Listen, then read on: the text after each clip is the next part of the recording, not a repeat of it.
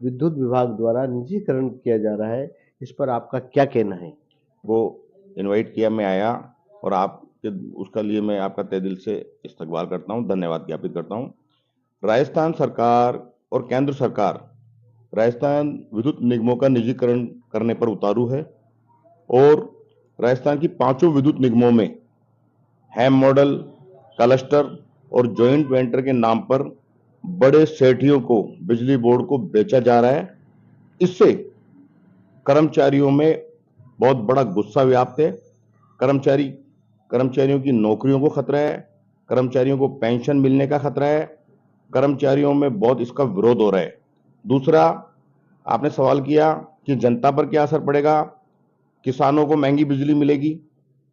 राजस्थान के किसानों को जो 2000 यूनिट फ्री अशोक गहलोत पिछली सरकार में दे गए, वो नहीं मिल पाएंगे। 100 यूनिट का गरीब परिवारों को जो फायदा मिल रहा था वो नहीं मिल पाएगा। स्मार्ट मीटर लगाकर स्मार्ट मीटर के नाम पर लूटा जाएगा। जो नई कंपनियां, बानिया कंपनियां आ रही हैं, बड़े बड़े सेठियों की कंपनियां जो यहाँ आ रही हैं, उससे जनता का कोई फायदा होने नहीं जा रहा है, जनता का उससे नुकसान होने जा रहा है। इसका संयुक्त संघर्ष समिति, जो राजस्थान की संयुक्त संघर्ष समिति है, उसमें हमारे जितने भी 15 संगठन है, 16 संगठन है, जितने भी संगठन है, अभियंता भी हमारे साथ हैं, अधिकारी भी हैं, कर्मचारी भी हैं, जूनियर इंजीनियर्स भी हैं, सभी लोग हमारा साथ दे रहे हैं।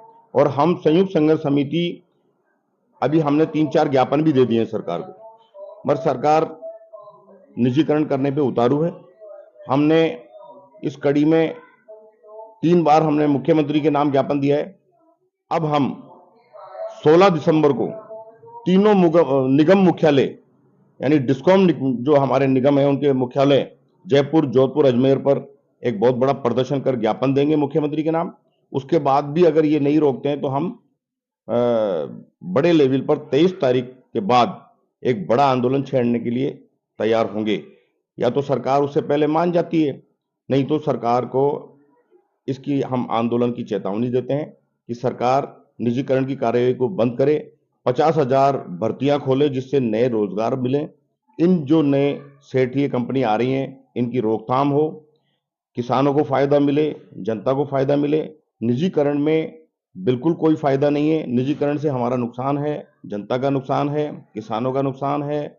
स्मार्ट जो छोटे जो स्मॉल स्केल के जो उद्योग हैं, उनका भी इसमें बहुत बड़ा नुकसान। इस समय तो केंद्र में और आपके राजस्थान में दोनों ही तरफ भारतीय जनता पार्टी की सरकार चल रही है।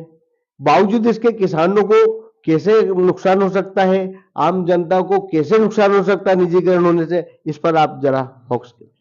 बिल्कुल आपने सही फरमाया कि केंद्र में सरकार भाजपा की थी और राजस्थान में कांग्रेस की सरकार थी।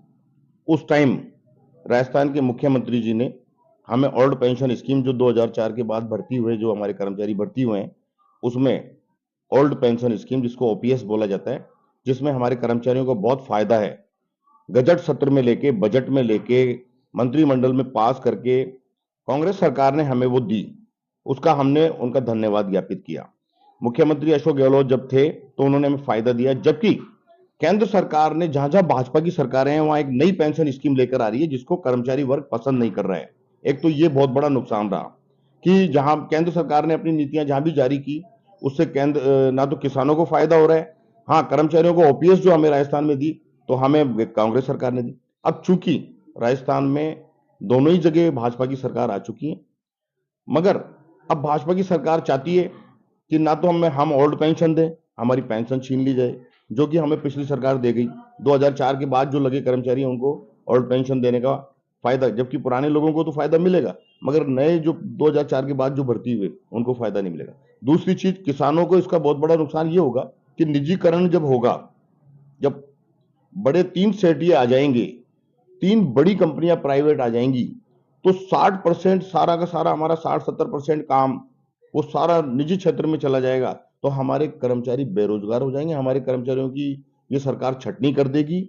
इससे ना तो हमें ओल्ड पेंशन मिलेगी, ना हमारे को हमारे परिलाभ मिलेंगे, और ना हमें इसका फायदा मिलेगा। जनता का नुकसान इसमें यह रहेगा, स्मार्ट मीटर लग जाएंगे। स्मार्ट मीटर जब लग जाएंगे तो हमारे मीटर रीडर का काम खत्म हो जाएगा, और जब मीटर रीडर का काम खत्म हो जाएगा तो सरकार उसको वीआरएस लेने पे मजबूर कर देगी कि आप नौकरी छोड़िए और जाइए। तो और किसानों को नुकसान ये होगा कि जो पिछली सरकार 2000 यूनिट का फायदा देके गई है, फ्री में 2000 यूनिट और 100 यूनिट गरीब परिवारों को, प्रत्येक गरीब परिवार को, वो अब नई सरकार नहीं देगी।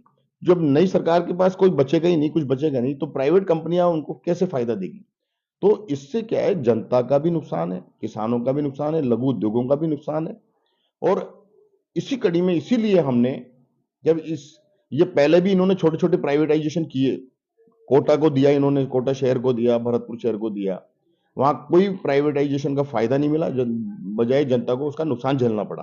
तो अब हमने राजस्थान विद्युत संयुक्त संघर्ष समिति बनाकर राजस्थान की जितने भी संगठन है, जितनी भी यूनियन है, अभियंता और अधिकारी वर्ग ने संयुक्त संघर्ष समिति बनाकर इसका विरोध चालू कर दिया है।